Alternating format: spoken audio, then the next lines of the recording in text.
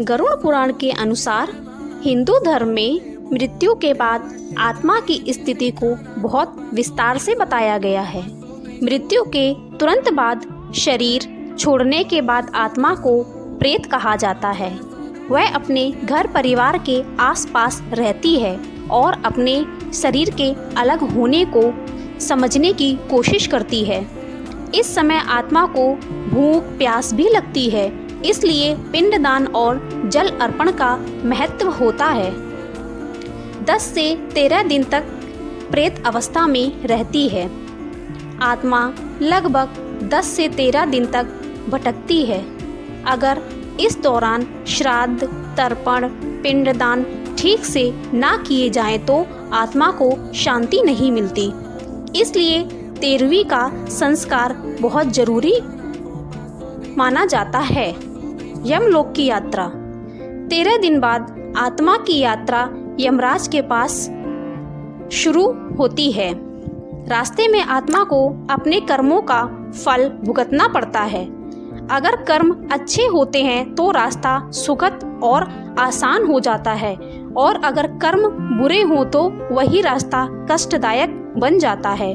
कहा जाता है कि आत्मा को यमलोक तक पहुंचने में लगभग 1 साल तक का समय लग जाता है।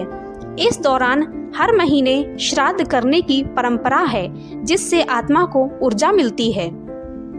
मनुष्यों को उसके कर्मों के अनुसार ही स्वर्ग, नरक या पुनर्जन्म की प्राप्ति होती है।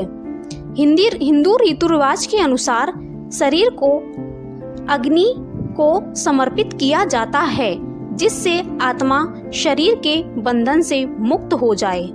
पिंडदान। चावल के पिंड बनाकर आत्मा को अर्पित किए जाते हैं। इससे आत्मा को नया सूक्ष्म शरीर मिलने में मदद मिलती है। तर्पण। जल अर्पण करके आत्मा की प्यास शांत की जाती है। 13वीं। इस दिन आत्मा की प्रेत अवस्था समाप्त मानी जाती है। परिवार शांति के लिए पूजा करता है। श्राद्ध का महत्व। यह हर साल पितरों के लिए किया जाता है, जिससे उसकी आत्मा को शांति मिलती है। गरुड़ पुराण के अनुसार एक घटना जो मैं आपको बताने जा रही हूँ।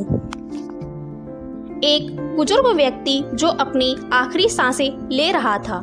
पूरा परिवार रो रहा था और अचानक सब शांत हो जाता है।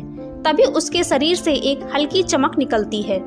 वो उसकी आत्मा होती है, जो खुद को और अपने शरीर को अलग होते देख रही हो।